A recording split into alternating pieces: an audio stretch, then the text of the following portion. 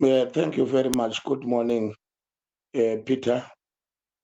Let's start with this tragic, this shocking news about the bombing of your property in Zimbabwe. What have you been able to piece together since the incident? There is nothing that is yet come out from the police. The family made the report to the police as soon as the incident happened. The police came, and since then they've not yet given us the feedback on their investigations on what could have happened and who could have done the job. There is lethargy from the side of the law enforcement agencies for them to immediately apprehend the criminals who did the terrorist attack at my house. Do you have any suspicion as to who might have done this?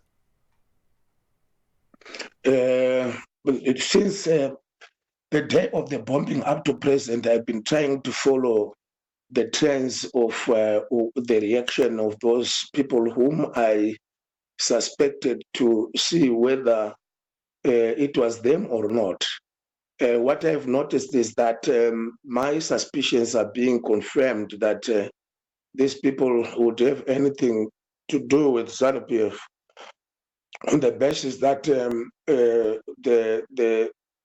majority of the people from that organization and its agencies, and including government actors, are commenting in a manner that demonstrate that they are trying to give defense already, that this thing was an internal job that could have been done by myself on my family, demonstrating and showing that they are the ones who are my primary suspects now. There is no reason and any way they could have said that they should have allowed the investigations to be completed without coming to those conclusions. They've been giving such kind of allegations several times to many people who have been the victim of the regime's excesses against the citizens of Zimbabwe. So, having already observed the government actors trying to downplay the terrorist attack that has happened at my house, it shows that they are now my primary suspects. Because the not, I would not expect any form of empathy, obviously, from these people who have been persecuting me for a long time. But their reaction demonstrates that they might have a hand on what happened at my house. This isn't the first time that you've been subject to bombings of this nature. Tell us about previous incidents, and were you able to ascertain definitively who was responsible before? Yes, before it was clear that there were state agencies and also state agents and also ZANU-PF political actors since 2000. The bombing of my house that I used to stay before my current location, and also the bombing of my shopping complex that also took place some years ago. All this pointed to none other than the state agencies and actors. You know, Zimbabwean police are known to be very effective in terms of investigations for any criminal activity that could to take place in our country.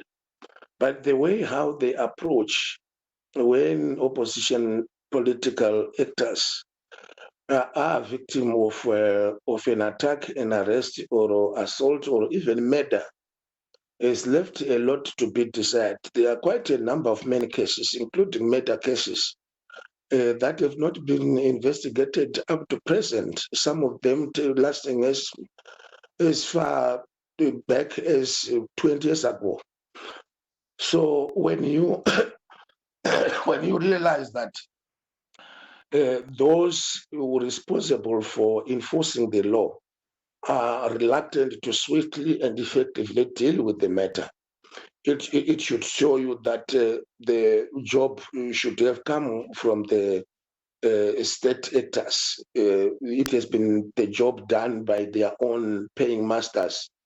And so they will not have the tenacity and the energy for them to investigate and quickly apprehend the culprits.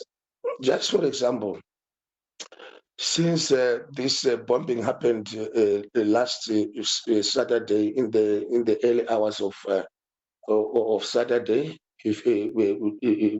evening, up to present, the police have not yet issued the statement on their suspicions. They collected the debris of the bomb that was used to attack my house, and up to present, we haven't yet obtained anything.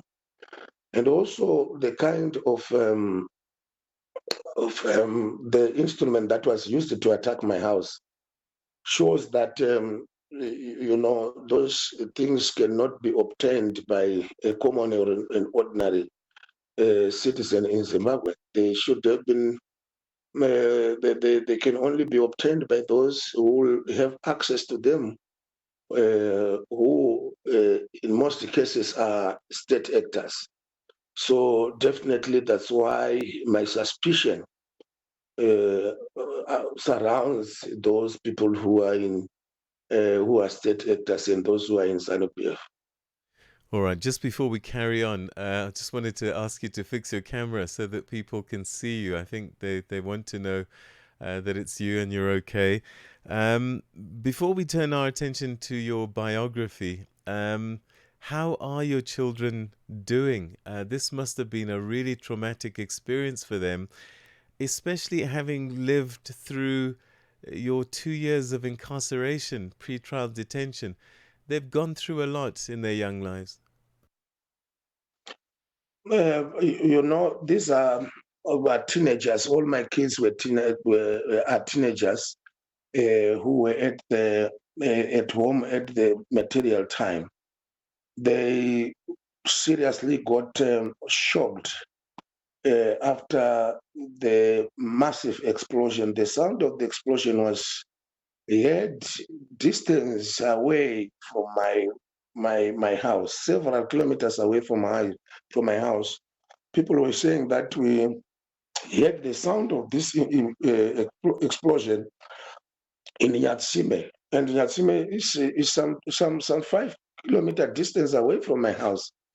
It shows and demonstrates that the explosion was a massive weapon that was used. To which, if it could have been heard 5 kilometers away from my house, what could have happened to the young kids who were in the house?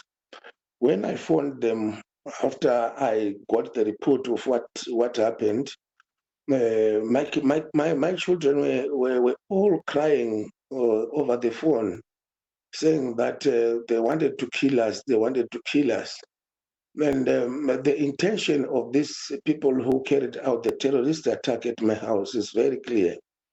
They wanted to kill my children, and I don't know for whatever reason.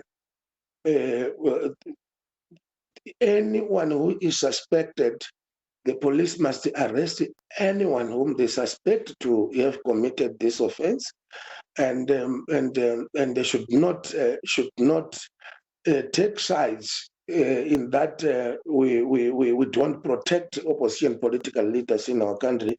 You suffer at your own risk. So this is the situation that we are facing, and the intention of killing my children was very clear when somebody would deploy those kind of explosions and bombs at my house. The intention Let's was very let, clear. let's talk about your biography now, because it seems that this is also a threat or something that the authorities and ZANU-PF supporters didn't want to happen, given it was prevented, you were prevented from having successful launches in Zimbabwe before you came to South Africa. Take us through some of the things that you faced in trying to get this book launched in Zimbabwe. As you know, my brother Peter Ndoro, when we tried to launch our book in Masvingo, after successfully launching it in Harare and Bulawayo, ZANU-PF dispatched a contingent of thugs who came and invaded the venue of our launch and disrupted it violently and took all the books and distributed them free, some of them tearing them apart and throwing chairs to the guest speakers who were lined up to speak on the day in question. So the disruption that happened in Masvingo had all the footprints and also the hand of the state and ZANU-PF. There is nothing that has happened also to those people who came and disrupted our book launch in Masvingo. Their names have been known, the videos, the video evidence authored by the people who were present, both from the media and also from individuals who was presented to the police. These are people who are well known by everyone in Masvingo. Issa Mufumi is a ZANU-PF thug and terrorist who is known by everyone in Masvingo, and he was visible in all the videos that were taken during the period of the disruption, and everyone knew him. He is the person who was properly captured. But up to present, there is nothing that has happened. They disrupted our book launch. No one was arrested. The whole country saw what happened. And the perpetrators of that disruption are not arrested. So it should not surprise you that even those people who have come and bombed my house will not be arrested, because the state has never been protecting those people who are opposed to it. Or rather, they are the perpetrators of violence against those opposed to them. So this recurrence of violence has been happening in our country, and it has been happening for a long time. So to be We're going very to talk frank with about you, the contents of the book just now, but one final question. I mean, at your launch here in South Africa, there was a ZANU-PF official there as well who seemingly was reporting to his superiors during the launch. Tell us a little bit about that. no, this ZANU-PF agent was caught by the security in South Africa. Here, the organizers of the launch had really put serious and thorough security infrastructure in place. And what happened is that I prevented death to happen. The way how the people who came to the book launch were so agitated on the background of the bombing that has happened at my house, and also on the background of other things, that irritated them, that happened back home, that irritates them, and also on the backdrop of many of them knowing that they are in South Africa because of the suffering that they endured on the hands of the ZANU-PF regime.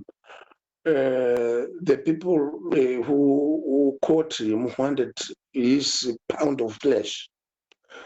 But I noticed that we cannot do exactly what these uncivilized terror gangs from ZANU-PF do to us, is what we should also do to them. I asked the people not to harm him, to allow him to get his gadgets, but unfortunately I was the last speaker at the book launch. So all these things happened. He was caught not very distant after the beginning of the program. It was just after some 30 minutes or 1 hour after the beginning of the event. What people caught from him is that he was typing some messages, WhatsApp messages, giving reports to his masters in Harare.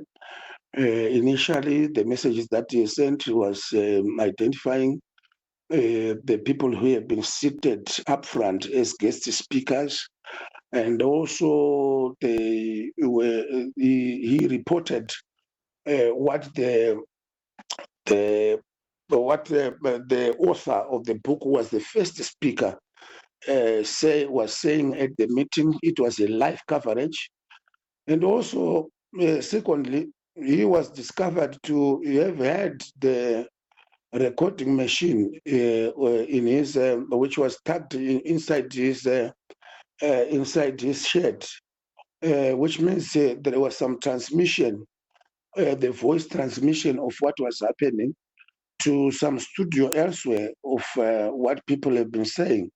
So this person was not only an ordinary SANPF person, but he is an agent or an informer of the security services in the country. If you So have watched, let's talk about the contents of the book, because I think a lot of people really need to read this to get an understanding. And I think through your life, it tells the story of probably what the current struggle that Zimbabweans have, maybe in terms of the kind of country that they want. Looking at your book, as a student activist, a student leader, as far back as then was one of the first attempts on your life. And I guess this was a sign of what was to come and the story of your adult life. yeah, that's very true. That my institution is not an issue of yesterday. It started long ago, since we started activism against the dictatorship in Harare. You saw how we have been stepped at the back, myself and Job Sikhala, when we went for the birthday party in Chitungwiza in 1990. It was 1998, during the period when the University of Zimbabwe was indefinitely closed. Then the stepping was done by the members of the Central Intelligence Organization. And the person who stabbed us and immediately disappeared from the birthday celebrations was never apprehended.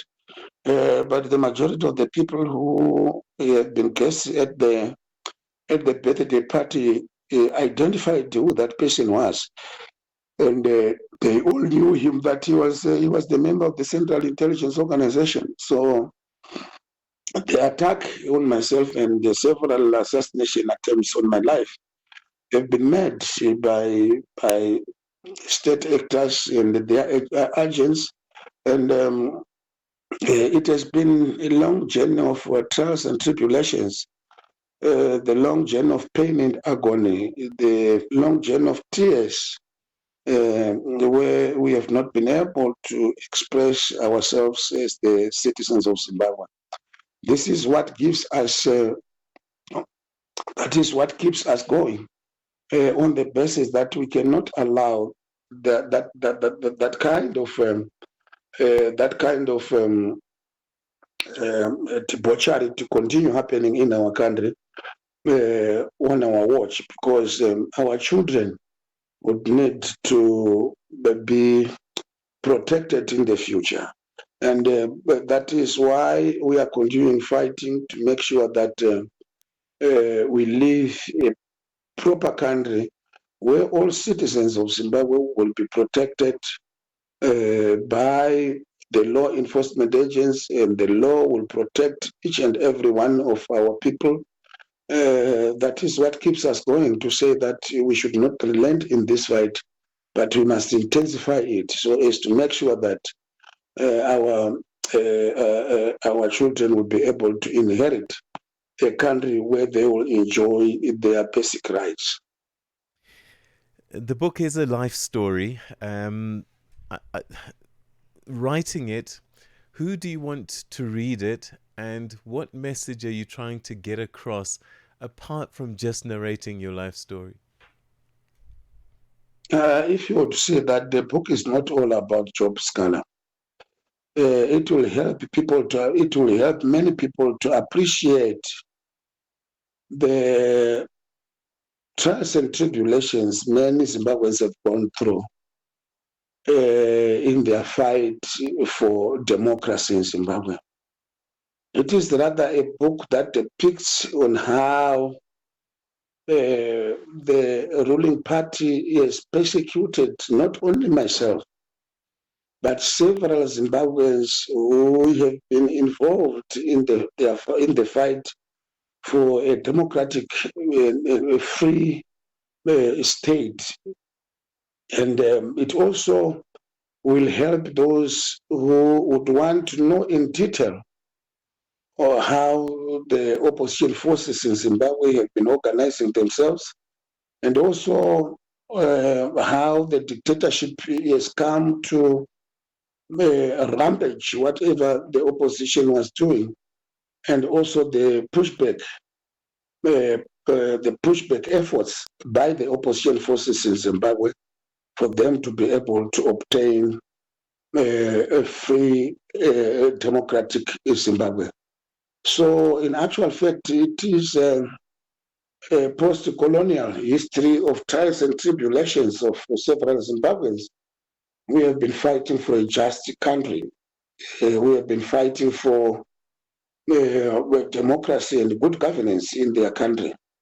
It is a country that it is the book that you will be able to tell the readers on how the opposition was able to organize itself and make sure Zimbabwe is restored back to its custodians, who are the people of Zimbabwe.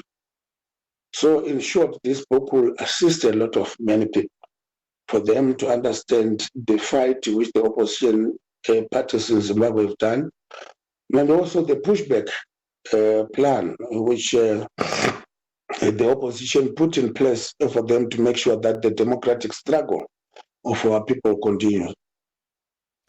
Mr. Sikhala, we're going to have to leave it there, but thank you very, very much indeed for giving us your time. We wish you strength and safety going forward, and thank you for sharing your story with us. And let's hope that people pick up this book so that they get a better understanding of the situation in the country from many people's perspective. Thank you so much for your time. Thank you very much.